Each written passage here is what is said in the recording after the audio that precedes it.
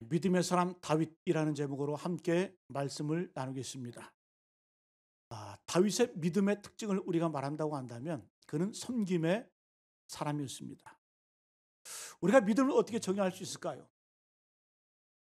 저는 우리가 믿음이라고 하는 것은 수량적으로 크기를 잴 수가 없습니다. 그러나 분명한 것은 믿음의 크기는 섬김의 크기요. 섬김의 크기는 바로 축복의 크기로 연결이 됩니다. 우리의 믿음을 어떻게 증명한다고요? 섬김으로 증명하는 겁니다. 그래서 믿음의 크기는 반드시 섬김으로 나타나게 되어 있어요. 또한 그 섬김의 크기를 통해서 하나님께서는 우리에게 복을 주시고 능력을 더하여 주십니다.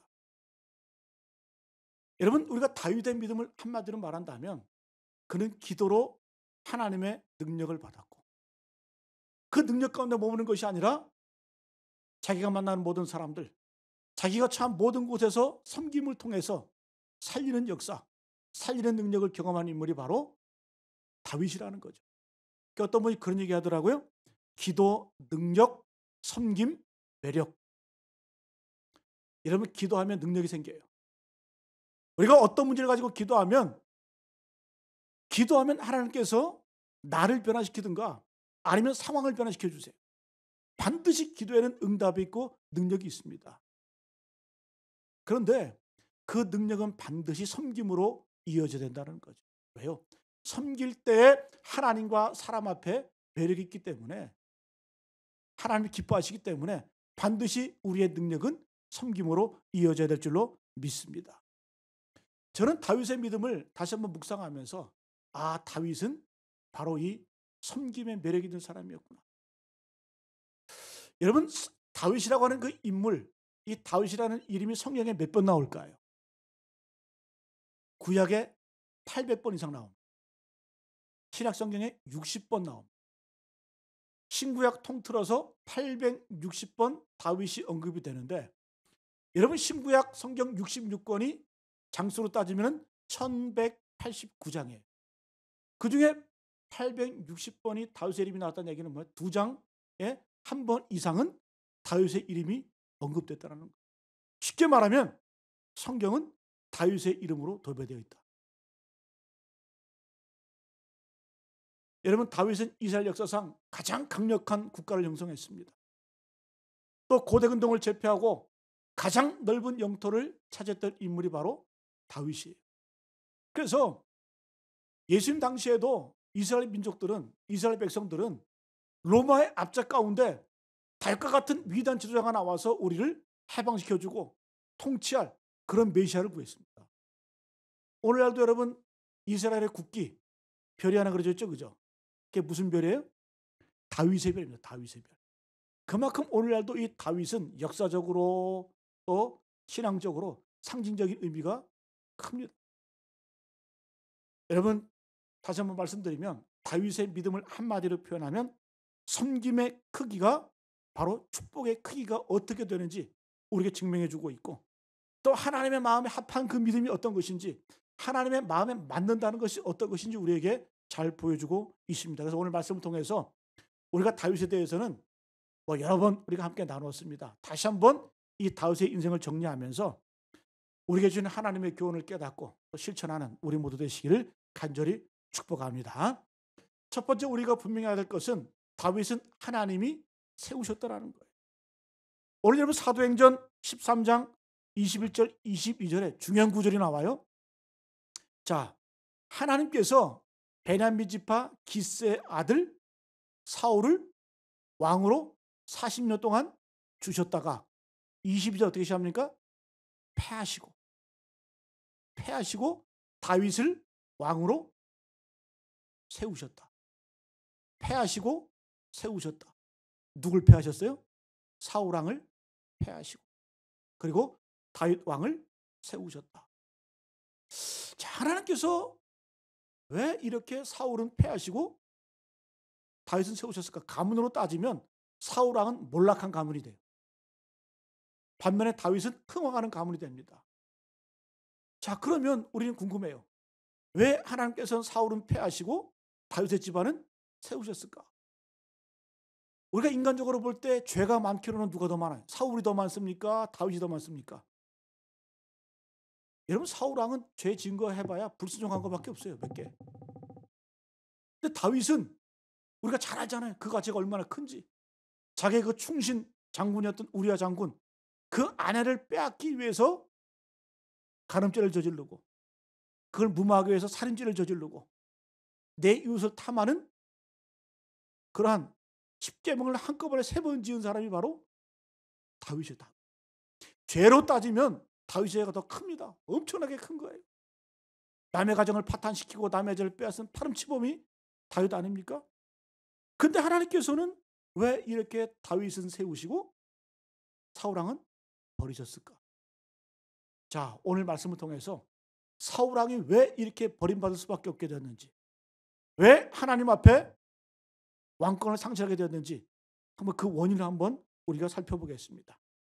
오늘 우리가 읽은 사무엘상 15장은 그 말씀의 배경이 어떤 내용이냐면 아말렉과 이스라엘이 전쟁을 합니다. 전쟁을 하는데 하나님께서 이 명령을 내리세요. 사울왕에게 사무엘 선지자를 통해서 너희들이 아말렉을 쳐서 공격할 때 진멸을 하는데 어떻게 진멸하라 그러냐? 남녀노소 심지어 젖먹는 아기까지 또 가축까지 또 모든 물건을 다 태워버리고 싹 죽여버려라. 싹 돌이켜버려라. 남기지 말아라. 이렇게 하나님께서 명령을 하십니다. 다 진멸하라는 거죠. 그러면 하나님께서는 왜 이렇게 아말렉 족속을 싫어하셨을까? 이유가 있습니다. 출애굽기 17장에 보게 되면 이스라엘 백성이 출애굽한 이후에 홍해 바다를 건너서 이제 광야로 향해 가는데 그때 이 아말렉이 이스라엘 민족을 공격을 해요. 근데 공격을 하는데 야비하게 합니다. 선전포고하고 전쟁하는 것이 아니라 이스라엘 후미를 쳐버려요. 후미. 여러분 행진할 때 이 광야에서 이스라엘 민족이 행군할 때 제일 뒤에 남는 사람들은 어떤 사람이에요? 노약자들, 어린아이들, 분리자들이 제일 뒤에 따라오죠. 아말렉이 야비하게 뒤에 훔에서 공격을 해가지고 노약자들, 어린아이들 이런 이 약한 사람들을 함부로 도륙하고 죽여버려요. 그때 하나님께서 진노하신 거예요.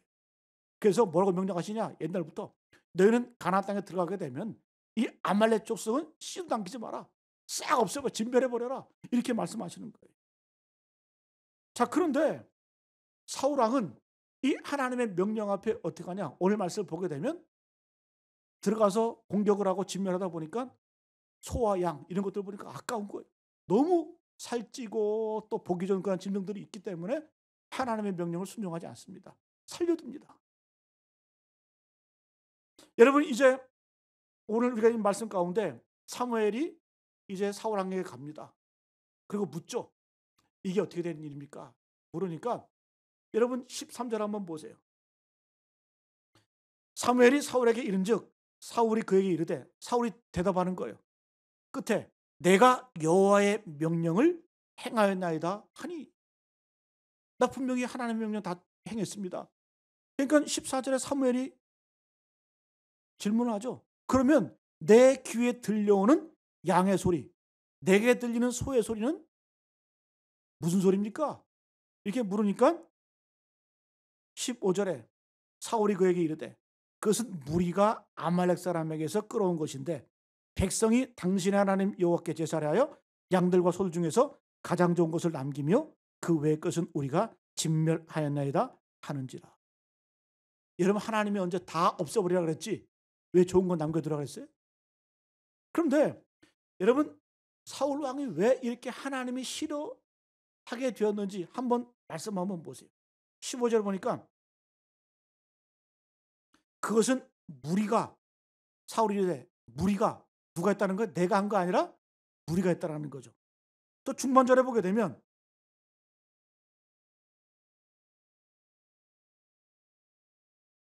백성이 당신 하나님께 제사하려. 여러분 이 말씀에는 어떤 내용인 거예요? 나는 순종했습니다. 나는 명령대로 했습니다. 그런데 무리들이 백성들이 어긴 겁니다. 여러분 왕이 되어가지고 치졸하게 나는 순종했고 나는 하려고 했는데 무리가 백성이 그걸 아까워해서 하나님께 제사하려고 이렇게 남겨놓았습니다. 핑계를 대는 거예요. 여러분 20절 21절에도 분명히 나와요. 20절 21절 말씀 같이 한번 읽어볼까요? 시작.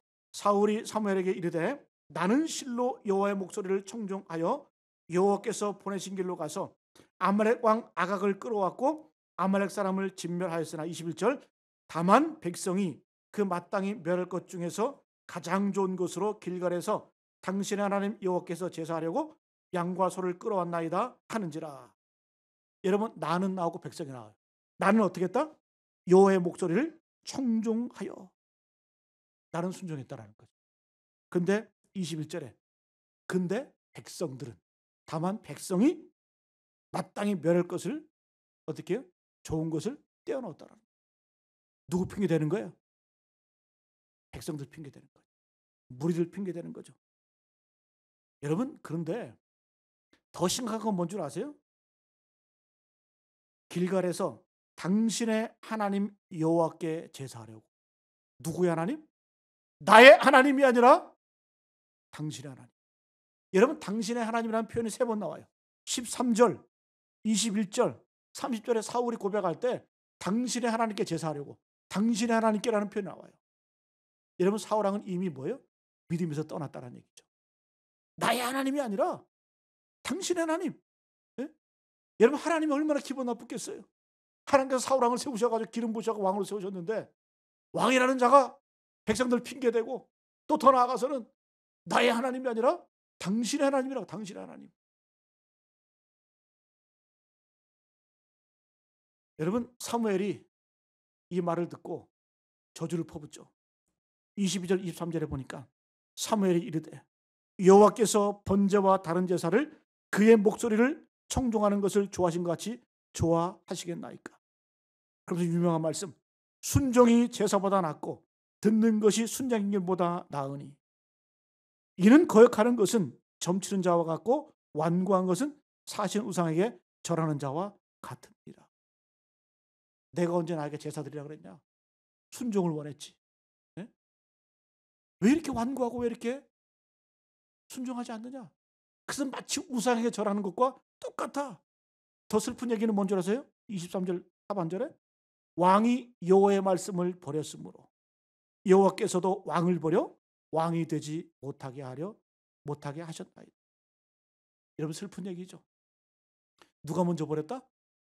왕이 여호와의 말씀을 버렸으므로 이제 여호와께서 왕을 버려서 왕이 되지 못하게 하셨나이다. 여러분 이유가 누구에게 있어요? 사울 왕에게 있죠. 왜 하나님께서는 사울은 폐하시고 다윗을 세우셨을까? 사울 가문이 몰락한 이유는 사울의 책임입니다. 그럼 좀 더 우리가 구체적으로 분석해 보면 왜 이렇게 하나님께서는 사울을 폐하셨을까? 첫 번째 요인은 사울 왕의 의식 가운데 나는 옳고 너는 틀리다는 의식이 있어요. 선악과죠, 선악과. 나는 옳고 너는 틀리다. 나는 순종했는데 이 백성들 때문에 불순종했다라는 거죠. 여러분 하나님 그 되게 싫어하세요. 핑계대는 것. 여러분 인간의 원조적인 본능 가운데 책임 전가의 논리가 있죠. 아담 때부터. 선악과 따먹은 다음에 뭐라고 핑계대? 잘 아시잖아요. 아담은 하와에게, 하와는 뱀에게. 그 뱀은 누가 만들었어요? 하나님이 만드셨잖아요. 그 죄의 원인을 누구에게 돌리는 겁니까? 하나님이 저 뱀을 창조하셔서 우리가 죄짓게 됐습니다. 책임 전가의 논리. 하나님을 원망하는 거죠. 여러분 하나님이 원하신 것은 선악이 아니에요. 여러분 우리가 어떤 일이 벌어지고 우리도 마찬가지잖아요. 어떤 사건이 터지면 항상 옳고 그름을 따져요. 누가 옳고 누가 틀리고 누가 맞고 누가 그릇되고. 여러분 하나님께서는 선악을 원하시는 것이 아니라 그런 분별력을 원하시는 것이 아니라 진실되기를 원하세요. 할렐루야. 여러분 똑부러지게 분명하게 선악 따지는 것, 옳고 그름을 따지는 것 똑똑해 보이죠? 재수 없는 거예요. 하나님 보실 때. 하나님 우리 바라볼 때 다 죄인이고 다 약하고 부족한데 누가 누구를 옳다고 누가 누구를 틀리다고 말할 수 있을까? 하나님 여러분 제일 싫어하는 거예요. 하나님은 진실되기를 원하세요. 여러분 진실이라고 하는 것은 우리가 악할 때, 죄를 졌을 때도 진실할 수 있어요. 어떻게 해요? 하나님, 나는 죄인입니다. 내가 범죄했습니다. 나는 약합니다. 나는 부족합니다. 여러분 진실이라고 하는 것은 악하든 선하든 상관이 없어요. 우리는 언제나 진실할 수가 있어요. 여러분, 우리가 악한 가운데서도 죄진 가운데서 진실할 때 하나님 그걸 기뻐하시는 것이지, 그 와중에 누가 옳고 누가 그러다 그것 따지는 거 하나님이 기뻐하지 않는다. 그러나 사울은 어떻게 했어요? 하나님이 싫어하시는 행동을 하는 거예요. 또 왕으로서도 이건 합당하지 않는 거예요. 나는 순종했는데, 나는 명령을 다 준행했는데 백성들 때문에, 우리 때문에. 또 두 번째는 사울왕은 하나님을 두려워하기보다는 사람을 두려워했습니다. 하나님을 의식하기보다는 사람을 의식했어요. 어쨌든 여러분, 사울왕은 하나님의 명령 앞에 순종하려고 했겠죠. 그래서 사람들이 막 얘기했겠죠. 왕이시여, 이 땅에 들어와 보니까 소가 너무 귀하고 양이 너무 보기 좋습니다. 살려둡시다. 여러분, 하나님의 음성보다는 사람의 음성을 들은, 하나님을 두려워하기보다는 백성들을 두려워한 것. 이거 하나님께 합당하지 않다는 거죠. 여러분, 사울의 인생이 왜 망가졌습니까? 잘 아시다시피 이 다윗이 어렸을 때 골리앗을 때려 죽이죠, 그죠? 죽이고 난 다음에 사람들이 막 노래 부르는 거예요. 여자들이. 네? 사울은 천천히요. 사울이 죽인 자는 천천히요. 다윗이 죽인 자는 만만이다. 여자들이 막 노래 부르는 거예요. 여자들이 문제야, 항상. 사울 왕이 이거 듣고 열이 받은 거예요.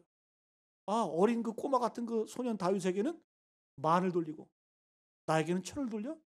그때부터 사울 왕이 시기와 질투, 비교하는 마음을 가지고 다윗 왕을 주목해 봅니다. 평생 어떻게 삽니까?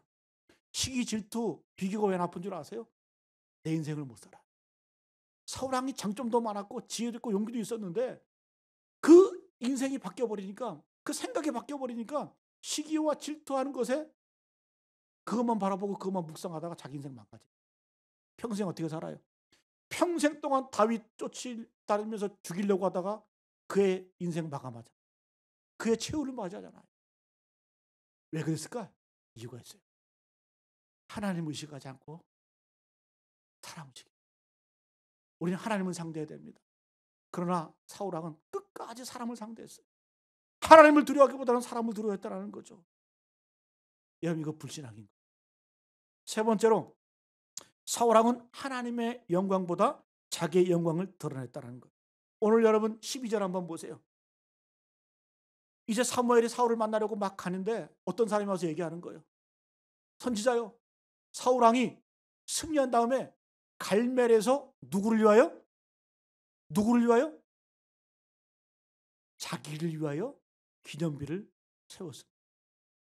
여러분, 하나님의 전쟁 아니에요. 하나님께서 승리 주셨잖아요. 그럼 누구를 위해서 기념비를 세워야 돼요? 하나님의 일을 세워야 되잖아요.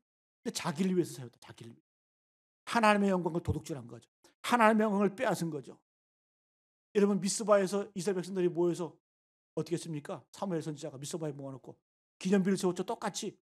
에베네셀, 여기까지 하나님이 도우셨다. 하나님의 도우심과 하나님의 인도하심을 기념하는 거예요.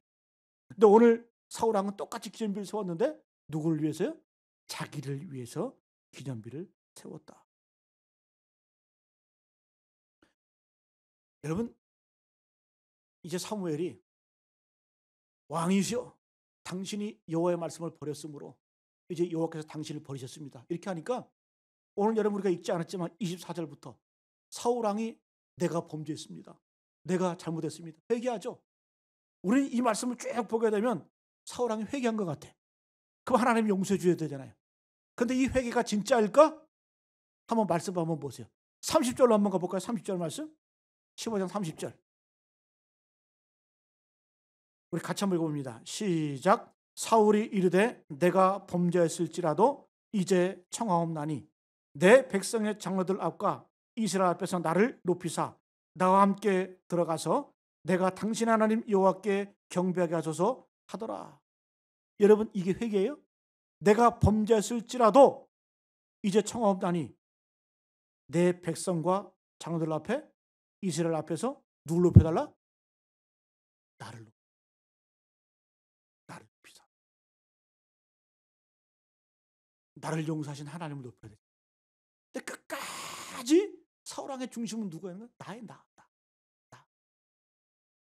여러분, 회개하고 꼬꾸라져야 되는데, 나는 죽어 마땅하다 그렇게 고백해야 되는데, 사울 왕은 그 와중에도 어떻게 해요?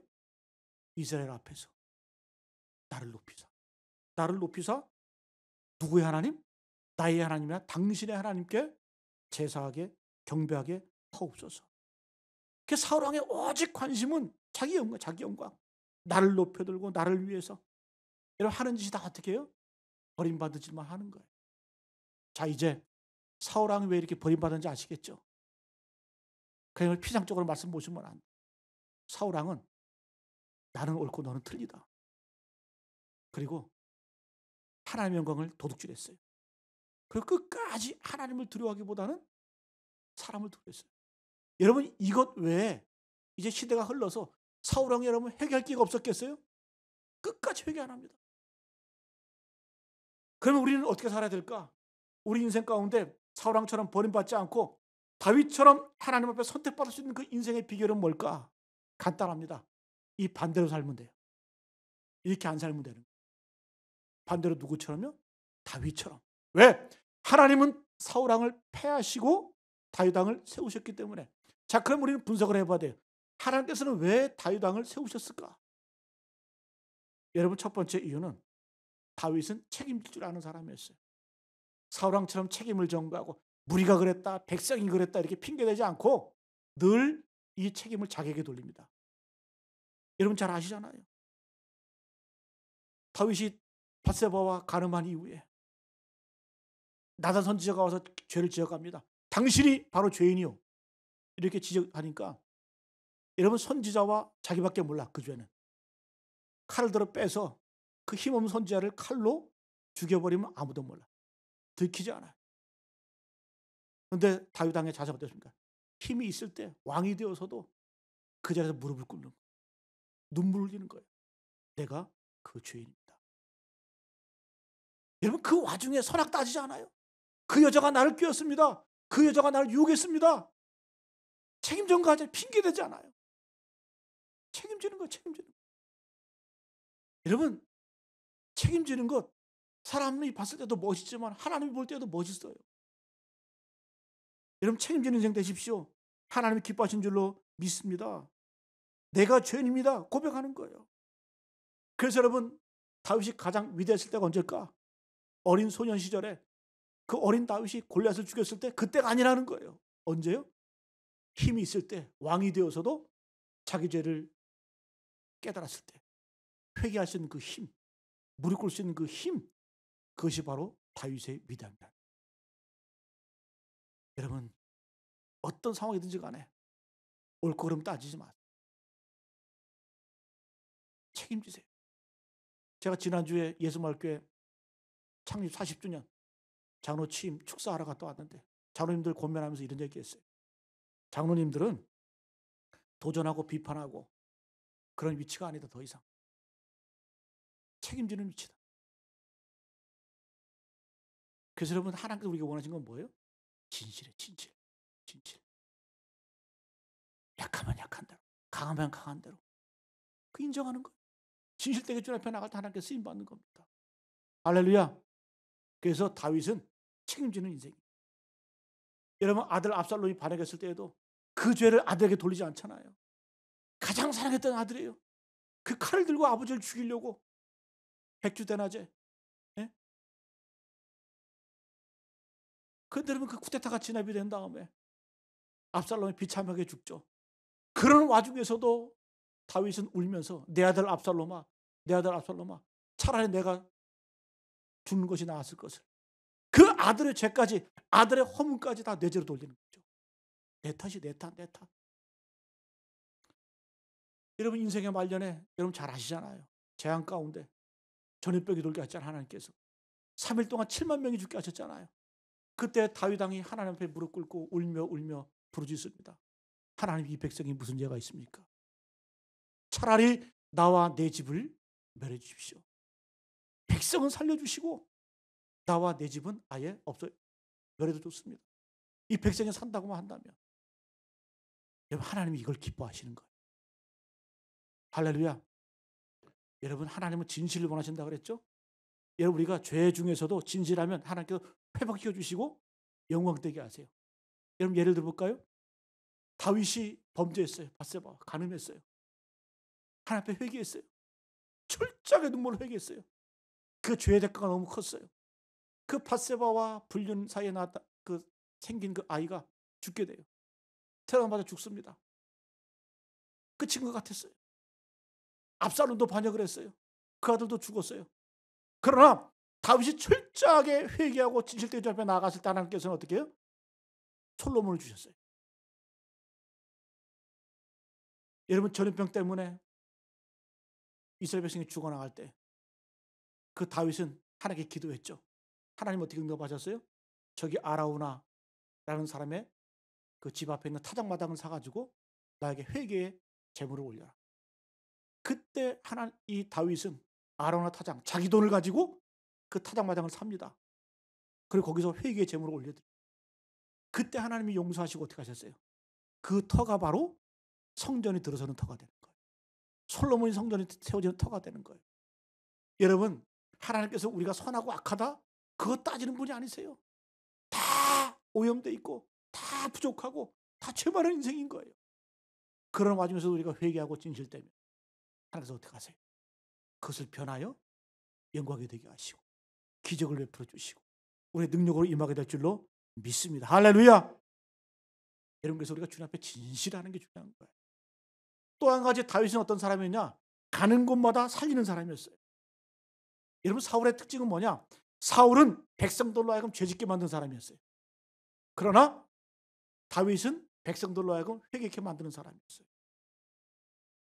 여러분 사울 왕이 전쟁에서 승리한 다음에 자기를 위해서 기념비를 세웠다고 한다면 사울 왕은 하나님을 위해서 성전을 지은 사람. 자, 그럼 다윗이 왜 이렇게 성전을 지으려고 했을까? 그 이유가 있어요. 다윗의 기도 가운데 열왕기상 8장 29절 3절에 보게 되면 주께서 전에 말씀하시기를 내 이름이 거기 있으리라 하신 곳 이 성전을 향하여 주의 눈이 주야로 보시오며 주의 종이 이곳에서 향하여 비는 기도를 들으시옵소서.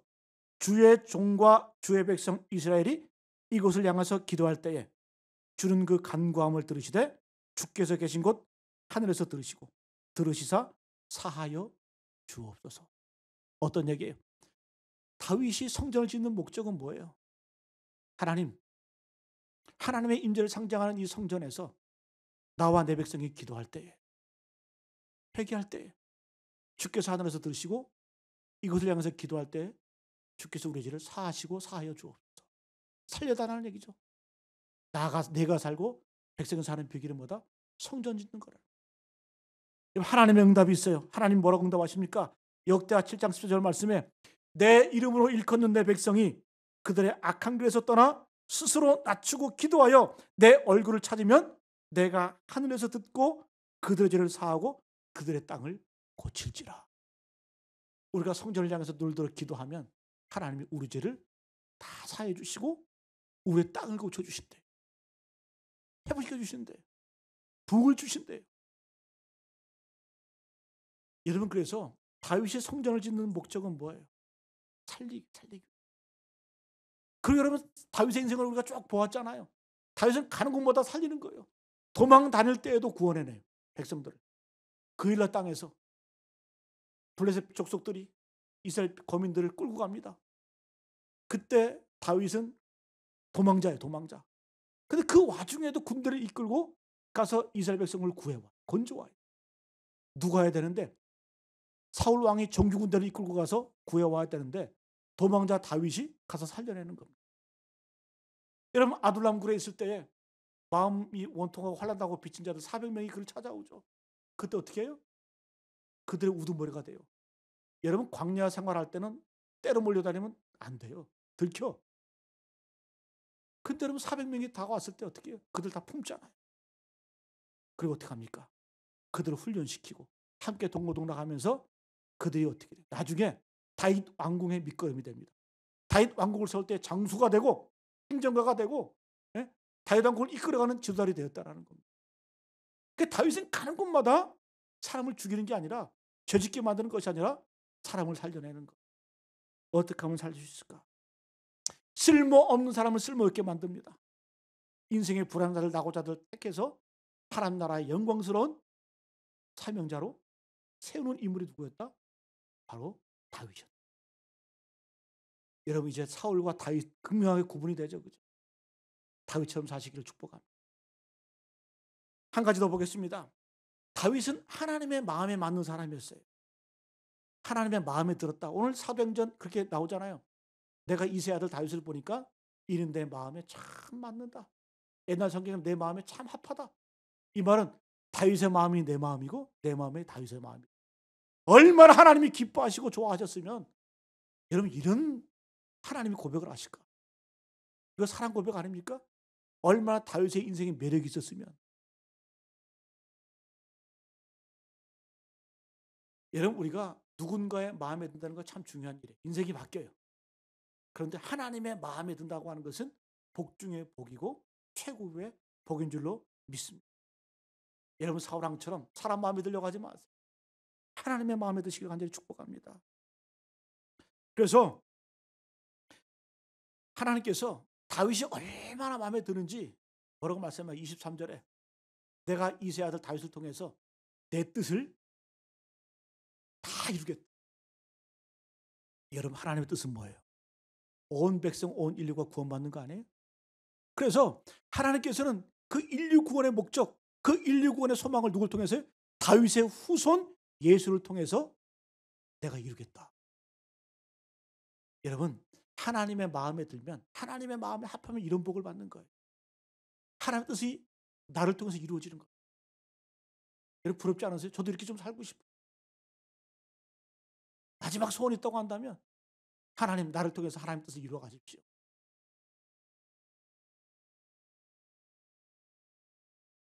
그래서 다윗은 우리가 한마디로 말하면 그는 어렸을 때 섬기는 사람이었어요. 그러니까 섬김 매력, 그 섬김이 얼마나 괜히 하나님께서도 기쁘게 받으셨잖아요. 여러분 성전을 지을 때 어떻게 지습니까? 역대상 22장 14절 말씀에 내가 환난 중에 여호와의 성전을 위하여 금 10만 달란트와 은 100만 달란트와 녹과 철을 그 무게를 달 수 없을 만큼 힘이 많이 준비하였고. 여러분 금 몇 달란트요? 10만 달란트. 1달란트는 금 34kg이에요. 여러분 성전을 금으로 도배를 해도 10만 달란트. 성전 짓기 위해서 이렇게 준비했다라는 거예요. 그 섬김. 아까 뭐라고 말씀드렸어요? 섬김의 크기가 축복의 크기. 하나님 얼마나 부담됐을까?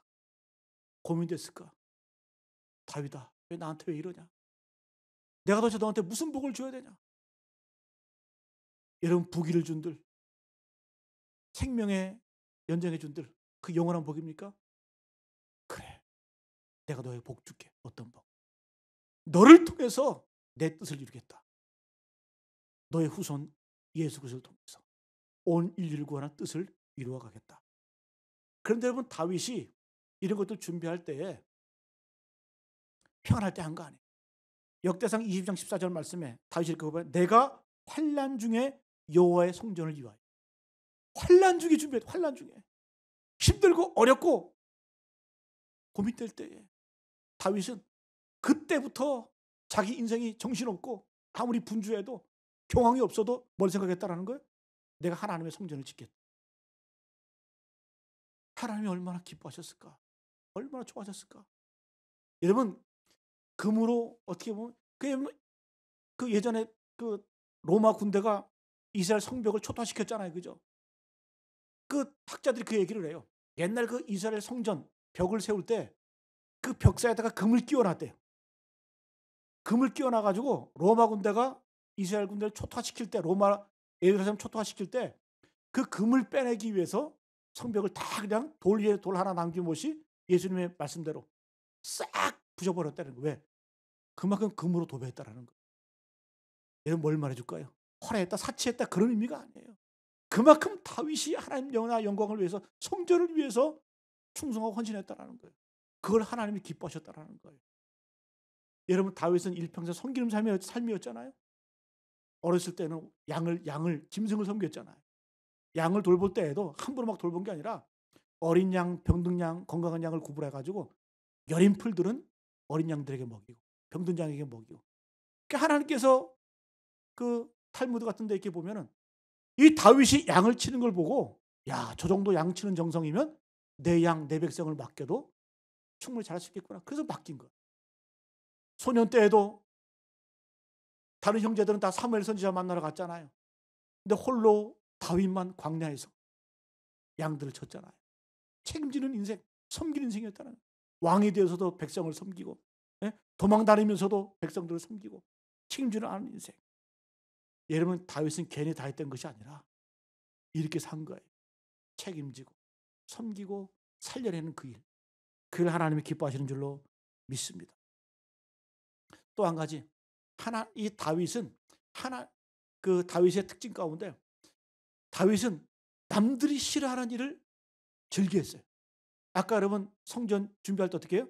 내가 환난 가운데 여호와의 성전을 위해서 준비했다 그러잖아요. 그렇죠? 여러분, 기도하고 봉사하고 헌신하는 것 우리가 당연한 일이지만 그 기쁨을 감당합니까?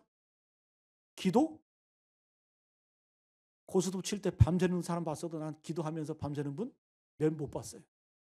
몸살나요, 몸살나. 철야 기도하자 그러면. 우리 수기도에 모이자 그러면 그렇게 막 몸살나야 돼.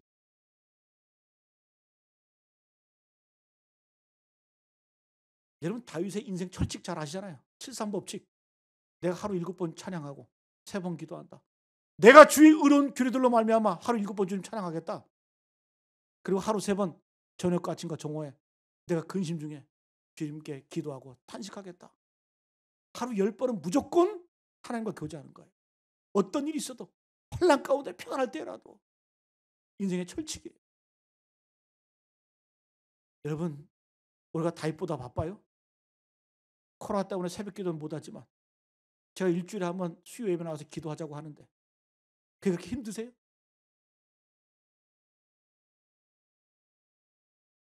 너무 바쁘면 기도해야 되잖아요. 바빠서 책 제목 되잖아요. 너무 바빠서 기도합니다. 여러분, 열매만 따먹고 사실 거예요? 여러분, 우리가 이렇게 잘 되고 여러분 코로나 겪으면서 전 세계가 팬데믹 상황에 놓였는데 오직 한국만 경제적 영향이 제일 적은 나라가 한국이에요. 이 축복이 괜히 왔습니까? 우리 믿음의 선배들이, 우리 믿음의 선조들이 눈물 뿌리면서 기도했습니다. 순교했습니다. 피 흘림을 통해서 씨를 뿌린 거예요. 지금 우리는 그걸 받아먹고 있는 거예요. 여러분, 우리가 심지 않으면 우리 후손들에는 희망이 없어요. 여러분, 명심하세요. 기도는 뭐다? 심는 거, 심는 거. 심어야 우리 후손들이 먹을 게 있는 거예요.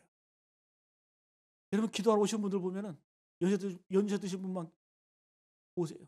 주로. 자녀를 키우고 어린 학생들이 있는 부모들은 안 와. 왜 안 올까? 내 능력으로 내 지혜로 자녀 키웠다고 착각하거든요. 여러분, 하나님 의지해야 돼요.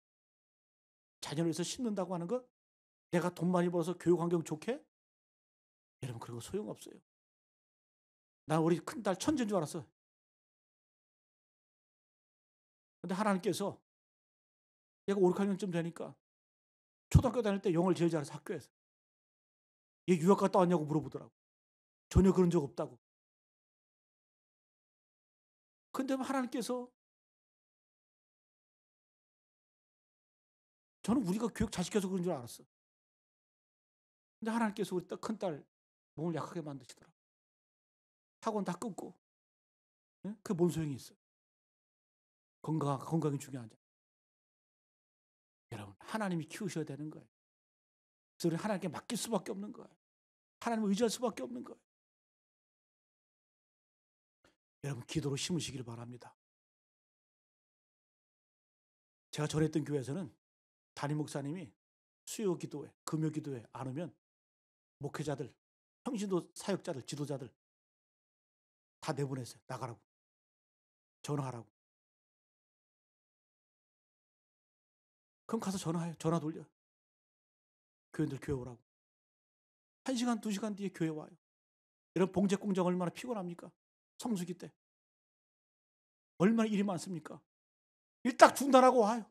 전화 받고. 여러분, 목사님이 교인들 미워해서 그랬을까요? 아니, 기도 안 하니까 말씀 안 듣고 그 여러분 어디 가서 복을 받을 거예요? 뭐에서 복을 받을 거예요?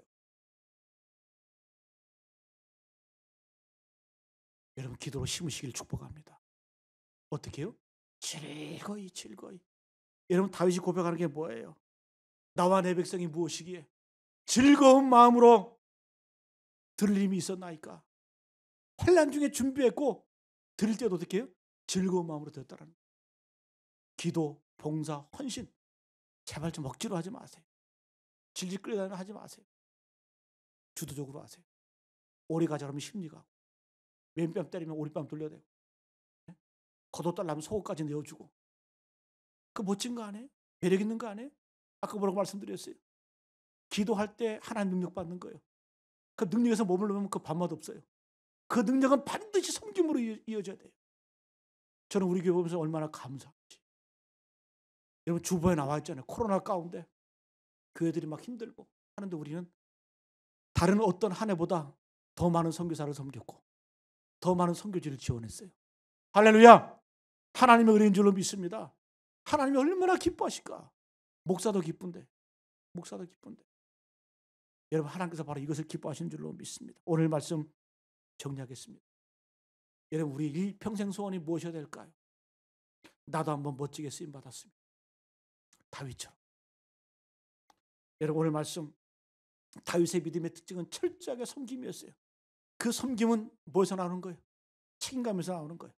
철저한 회개에서 나오는 거예요. 그리고 가는 곳마다 살려내는 인생이었어요. 그리고 어떻게 해요? 그는 즐거이 헌신하고 기도하는 것, 봉사하는 것, 헌신하는 것, 자원하는 마음으로 즐거운 마음으로 주의 일을 감당했다라는 겁니다.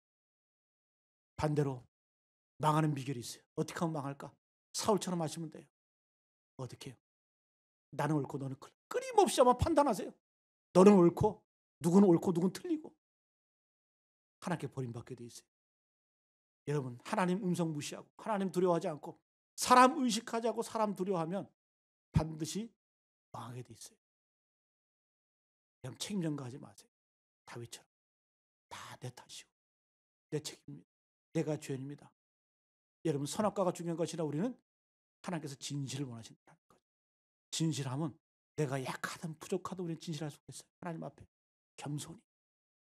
여러분 다윗과 같은 이 복을 누리시는 저런 되시길 간절히 축복합니다.